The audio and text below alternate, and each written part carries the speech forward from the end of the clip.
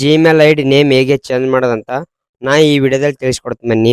ನಿಮ್ಮ Gmail I ಡಿಗೆ ಹೆಸರು ಏನಾದರೂ ತಪ್ಪಿತ್ತಂದರೆ ಅದನ್ನು ಹೇಗೆ ಸರಿಪಡಿಸೋದಂತ ನಾ ಈ ವಿಡಿಯೋದಲ್ಲಿ ತಿಳಿಸ್ಕೊಡ್ತೀನಿ ಬನ್ನಿ.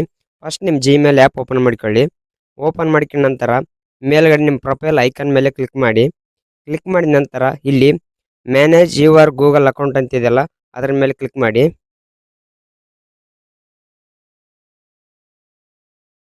ಇವಾಗ ಇಲ್ಲಿ ಪರ್ಸನಲ್ ಇಂಫೋ ಅಂತಿದೆಯಲ್ಲ ಪರ್ಸನಲ್ ಇಂಫೋ ಮೇಲೆ ಕ್ಲಿಕ್ ಮಾಡಿ.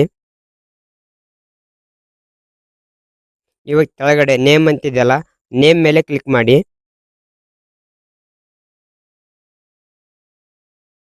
ಇವಾಗ ಇಲ್ಲಿ ನೇಮ್ ಅಂತಿದೆಯಲ್ಲ ಮತ್ತೆ ನೇಮ್ ಮೇಲೆ ಕ್ಲಿಕ್ ಮಾಡಿ.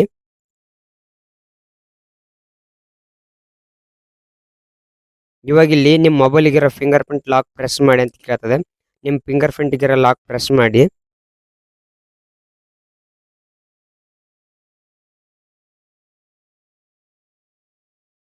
ಇವಾಗ ಸ್ವಲ್ಪ ವೆಯ್ಟ್ ಮಾಡಿ, ಓಪನ್ ಆಗುತ್ತೆ.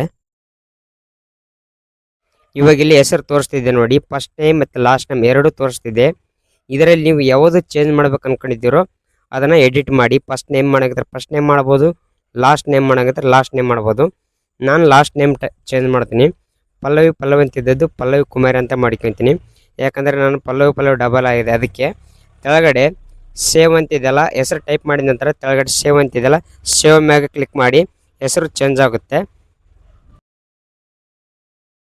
ಇವಾಗ ನೋಡಿ ಹೆಸರು ಚೇಂಜ್ ಆಯಿತು. ಅವಾಗ ಪಲ್ಲವಿ ಅಂತಿತ್ತು, ಇವಾಗ ಪಲ್ಲವಿ ಕುಮಾರಿ ಅಂತ ಆಯಿತು.